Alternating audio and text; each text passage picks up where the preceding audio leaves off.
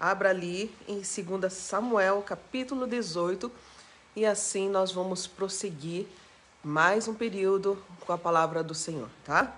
Então diz assim: Davi passou em revista o exército e nomeou comandantes de batalhões de 1.000 e de 100.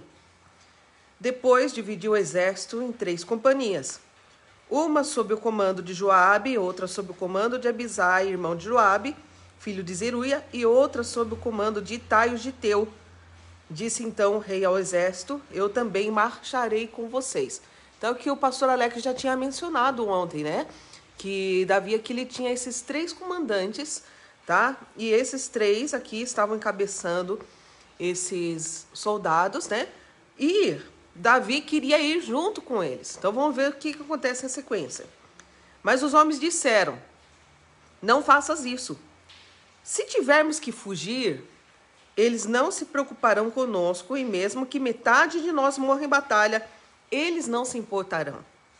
Tu, porém, vales por 10.000 de nós. Melhor será que fiques na cidade e dali nos dê apoio. O rei respondeu: farei o que acharem melhor. E o rei ficou junto à porta, enquanto os soldados marchavam, saindo em unidades de 100 e de 1.000. O rei ordenou a Joabe, Abisai e a Itai: por amor a mim, tratem bem o jovem Absalão.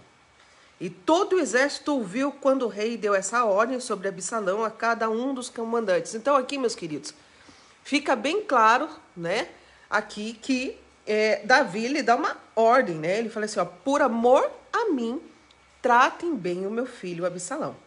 E aqui tá bem claro que diz que todos ouviram isso. Então isso ficou claro para todos eles, tá?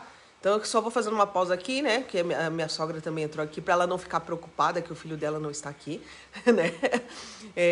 Então aqui para minha sogra: o seu filho está aqui do meu lado, aqui numa reunião aqui de pastores, tá? É bom despreocupar o coração de mãe, né, gente? Tá bom?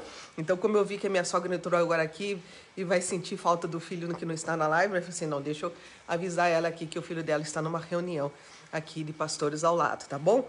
Então, continuando aqui. Então, tá claro aqui que Davi está preocupado com o filho. Ele fala assim: por amor a mim, tratem bem Absalão. E aqui ficou bem claro na Bíblia que todos ouviram isso. Todos ouviram. Ninguém ficou sem ouvir isso. Versículo 6. O exército saiu a campo para enfrentar Israel, e a batalha aconteceu na floresta de Efraim, onde o exército de Israel foi derrotado pelos soldados de Davi. Houve grande matança naquele dia, elevando-se o número de mortos a 20.000. A batalha espalhou-se por toda a região, e naquele dia a floresta matou mais que a espada. Gente, então assim, o terreno onde houve essa luta era inóspito, né? Era um local assim tão ruim, que aqui está dizendo assim, a floresta por si só matou mais do que a espada, tá? Então esse local aqui, ele foi muito difícil a batalha nesse lugar aqui, tá?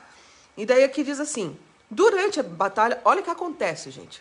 Olha que coisa inusitada. Absalão, montado em sua mula, encontrou-se com os soldados de Davi. Passando a mula debaixo dos galhos de uma grande árvore, Absalão ficou preso nos galhos pela cabeça. Ficou pendurado entre o céu e a terra, e a mula prosseguiu. Gente, pensa na situação. Ele fica preso pela cabeça no meio daquela floresta, tá? Diante ali dos soldados de Davi, tá? A mula se vai e ele fica ali, solto naquele lugar ali, né? Aliás, preso pela cabeça, mas com os pés soltos ali, entre céu e terra, gente. Olha que situação para um rei, né? Com tamanho ali, fama também, como ele já estava conseguindo, né? De repente se vê pendurado pela cabeça, tá? E daí diz que, olha o que acontece. Um homem o viu e informou a Joabe, comandante de Davi: acabei de ver Absalão pendurado numa grande árvore. Você o viu? Perguntou Joabe ao homem. E por que não matou ali mesmo? Eu teria dado a você 10 peças de prata e um cinturão de guerreiro.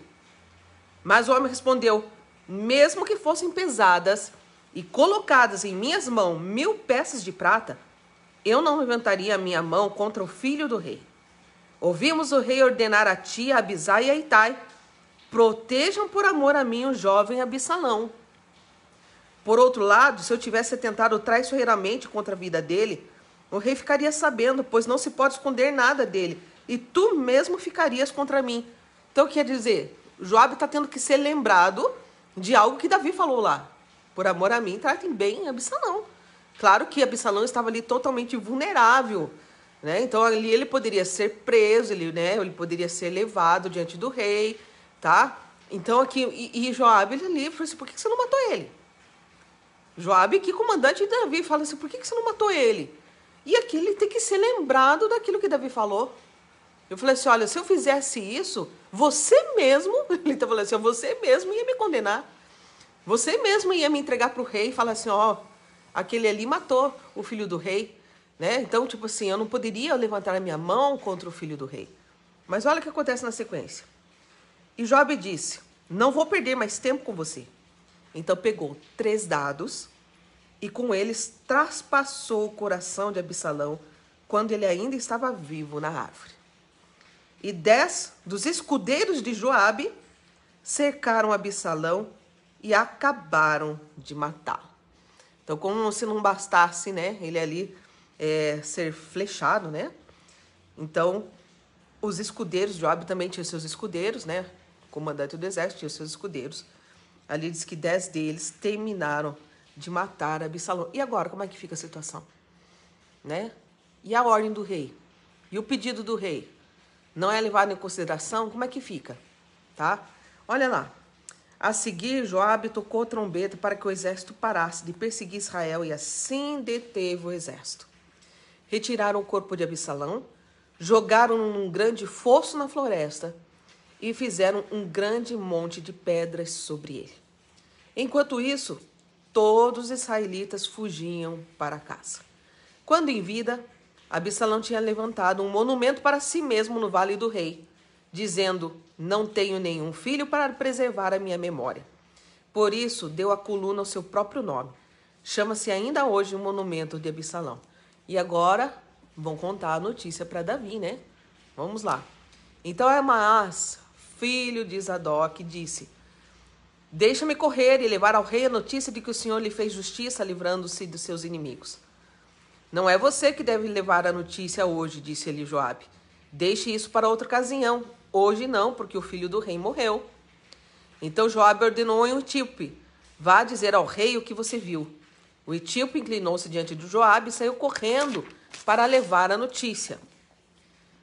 Todavia, Aimaas, filho de Zadok, disse de novo a Joabe, não importa o que aconteça, deixa-me ir com o etíope. Joabe, porém, respondeu, por que está querendo tanto ir, meu filho? Você não receberá nenhuma recompensa pela notícia. Mas ele insistiu, não importa o que aconteça, quero ir. Disse então Joabe, pois vá, e Aimaas correu pelo caminho da planície e passou à frente do etíope. Davi estava sentado entre a porta interna e a externa da cidade. E quando a sentinela subiu ao terraço que havia sobre a porta junto à muralha, viu um homem que vinha correndo sozinho. A sentinela gritou avisando o rei. O rei disse, se ele está sozinho, deve trazer boa notícia. E o homem aproximou-se. Então a sentinela viu outro homem que vinha correndo e gritou ao porteiro, vem outro homem correndo sozinho.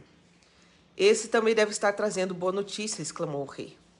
A sentinela disse, está me parecendo pelo jeito de correr que o da frente é Aimaas, filho de Zadok. É um bom homem, disse o rei. Ele traz boas notícias.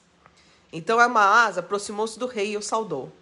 Prostrou-se com o rosto em terra diante do rei e disse, bendito seja o Senhor, o teu Deus. Ele entregou os homens que se rebelaram contra o rei, meu senhor. E o rei perguntou, o jovem Absalão está bem? Aimaas respondeu, vi que houve grande confusão quando Joabe, o servo do rei, ia enviar teu servo, mas não sei o que aconteceu. Então você vê aqui um pai preocupado, né? Além da notícia da guerra, se venceu ou não venceu. Ele queria era saber do filho dele. Era isso que Davi queria saber. Não importava se vencemos, se não vencemos. Eu quero saber do meu filho. Eu quero saber de Absalão. Versículo 30 diz, os últimos versículos, né? O rei disse, fica ali ao lado esperando. E Amaas ficou esperando. Então Etíope chegou e disse: ó rei, meu senhor, ouve a boa notícia. Hoje o Senhor te livrou de todos os que se levantaram contra ti. O rei perguntou ao Etíope: o jovem Absalão está bem? O Etíope respondeu: que os inimigos do rei, meu senhor, e todos os que se levantam para te fazer mal, acabem como aquele jovem. Então o rei, abalado, subiu ao quarto que ficava por cima da porta e chorou. Foi subindo e clamando: ah, meu filho Absalão, meu filho Absalão, quem me dera ter morrido em seu lugar. Ah, Absalão, meu filho, meu filho. Que triste, né, gente? Assim termina o capítulo 18 de 2 Samuel, né? Com certeza não era essa notícia não era a notícia que Davi esperava, né? Não é a notícia que nenhum pai deseja ouvir, né? Diante de todas as guerras que você possa estar enfrentando, né? Isso é algo secundário, né? Nós queremos que os nossos filhos estejam bem.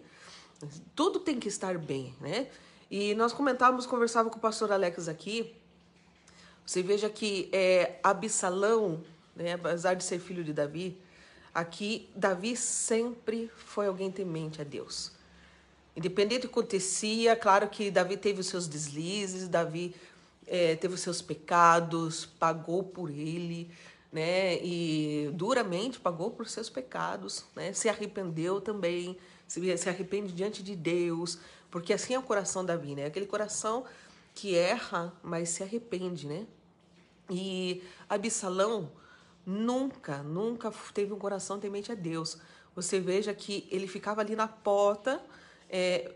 Absalão é o fruto de rebelião ali, né? Ele ficava na porta falando contra o rei, tentando aliciar as pessoas, né? E depois planejava a própria morte do pai, né?